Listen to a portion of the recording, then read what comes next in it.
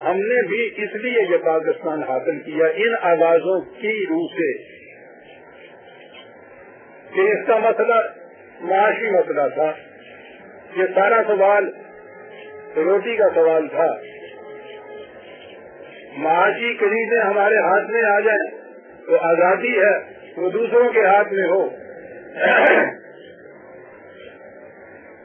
تو غلامی ہوتی ہے. گویا روٹی کی طرف سے اگر پریشانی نہ ہو, بے فکری ہو جائے تو اسے آزادی کہا جاتا ہے. اور آپ غور کیجئے کہ روٹی کی طرف سے سب سے زیادہ بے فکر تو غلام ہوتا ہے. پانی چیک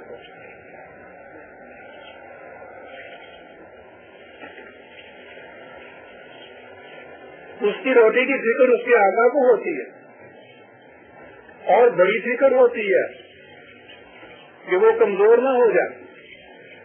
کمزور ہو گیا تو وہ ہمارے کام کے قابل نہیں رہے گا.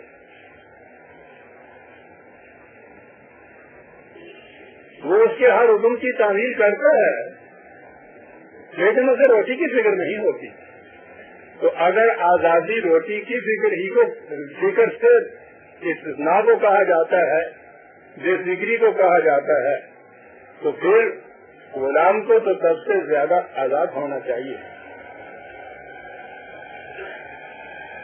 جہاں تک روٹی کا تعلق ہے, یہ ٹھیک ہے انسان کی طبعی زندگی کے لیے روٹی کی بھی ضرورت ہے, لیکن اگر زندگی کا مقصد صرف روٹی ہے تو یہ تو حیوان کی سطح پہ جا سکتا ہے. انسان جب بھوکا بیل گھاس کھا کر چارہ کرنے کے بعد آرام سے بیٹھ کے جوانی کرتا ہے تو وہ دنیا کے ہر فکر سے آزاد ہوتا ہے. کمہار اپنے گدھے کو لے کر نکلتا ہے, سارا دن گدھا اور کمہار دونوں پتہ نہیں کتنا سفر کرتے ہیں, اور غالباً کمہار گدھے سے بھی زیادہ سفر کرتا ہے. شام کو گھر آ جاتے ہیں, گدھے کو تھان پہ باندھ دیتے ہیں, اس کے بعد گدھے کو اپنے چارے کی فکر نہیں ہوتی, کمہار کو اس کے چارے کی فکر ہوتی.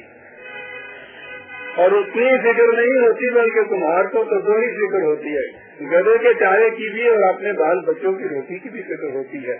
گدھا ان دونوں فکروں سے آزاد ہوتا ہے. تو اس کے تو معنی یہ ہوئے کہ اگر سوال سے روٹی کا ہے تو پھر یہ گدھا تو انسان سے زیادہ آزاد ہوتا ہے. ہمارے ہاں جو آج کل فضا میں عام خیال پھیلایا جاتا ہے کہ ہم خواہ ہندوستان سے الگ ہوئے, ان کے ساتھ اگر رہتے تو ہمارا بگڑتا کیا. وہ ملک بھی معاشی طور پر بہت ترقی کر رہا ہے, ہمارا بھی اس میں حصہ ہوتا. میرا سوال پھر وہی روٹی کا ہے کہ اگر وہاں ان کے ساتھ رہ کر روٹی ذرا آسانی سے ملتی تو وہ زندگی ہمارے لیے بہتر تھی. یہاں آ کے ہم نے کیا لے لیا؟ اور اس قسم کی ذہنیت ہماری ہی نہیں.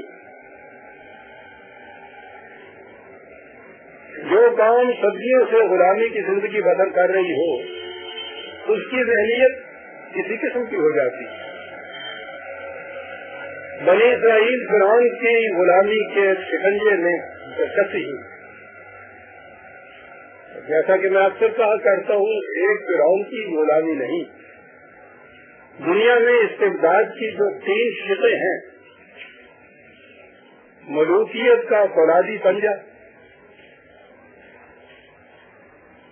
مذہبی پیشوائیت کی جکڑ بندیاں اور نظام سرمایہ داری کی خونہ شامیاں, یہ تینوں لانتیں یک جا جمع تھی اور ان کے نیچے تڑپتی پھڑکتی بنی اسرائیل کی قوم. صاحب درد کریم علیہ السلام نے اپنی جان فروشانہ کوششوں سے اس قوم کو آزادی دلائی ان 3 لانتوں سے. لیکن آپ کو معلوم ہے کہ صدیوں کی غلامی سے ان کی ذہنیت کیا ہو گئی تھی؟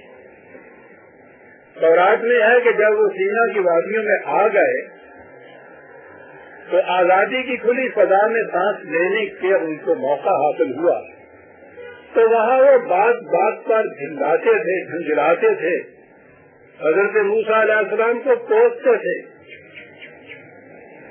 کہتے کیا تھے؟ کون سی بات تھی جس کی یاد ان کو ستاتی تھی اور وہ چاہتے تھے کہ ہم پھر وہی مصر میں چلے جائیں؟ تورات میں ہے کہ پھر وہ ایلیم سے روانہ ہوئے اور بنی اسرائیل کی ساری جماعت زمین مصر سے خارج ہو کر دوسرے مہینے کے 15ویں دن سین کے بیابان میں جو ایلیم اور سینا کے درمیان ہے پہنچی، اور ساری جماعت بنی اسرائیل اس بیابان میں موسیٰ اور ہارون پر جھنجھلائی، اور بنی اسرائیل بولے کہ کاش ہم خداوند کے ہاتھ سے زمین مصر میں جس وقت کے ہم گوشت کی ہانڈیوں کے پاس بیٹھتے تھے اور روٹی من بھر کے کھاتے تھے مارے جاتے، کیونکہ تم ہم کو اس بیابان میں نکال لائے ہو کہ سارے مجمع کو بھوک سے ہلاک کر دو۔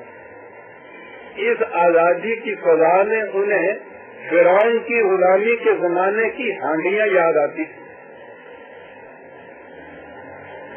اس حاکم قوم کی چچوڑی ہوئی ہڈیوں میں اتنی جاذبیت تھی کہ اس آزادی کی فضا میں بھی اس کی یاد ان کو تڑپا رہی تھی۔ معاف فرمائیے گا، آج جو ہم میں سے بھی یہ کہتے ہیں کہ ہم ہندوستان کے اندر ہی رہتے، پاکستان الگ نہ بنتا تو بہرحال ہمیں وہاں روٹی ملتی، یہ بنی اسرائیل کی قوم کی اسی ہڈیوں کی تلاش ہے جس کے لیے یہ ذہنیت کا ابھارا وارما کیا جاتا ہے۔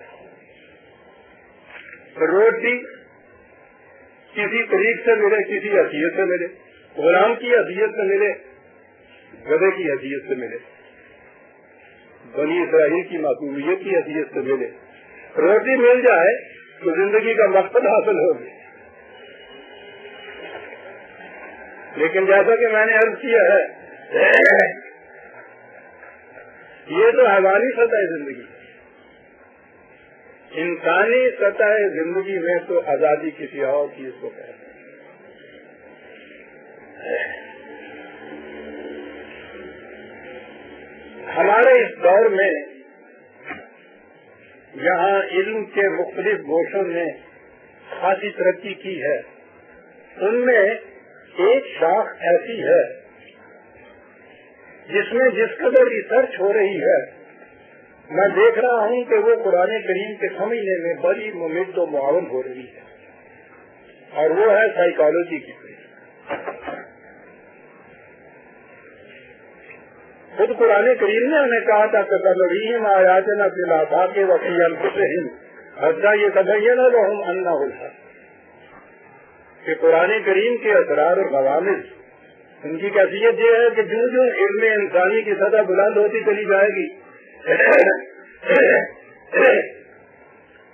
وہ حقائق کا انکشاف کرے گی، اور ہر حقیقت جو اس طرح سے منکشف ہوگی وہ قرآن کے کسی دعوے کی صداقت کا ثبوت بنے گی۔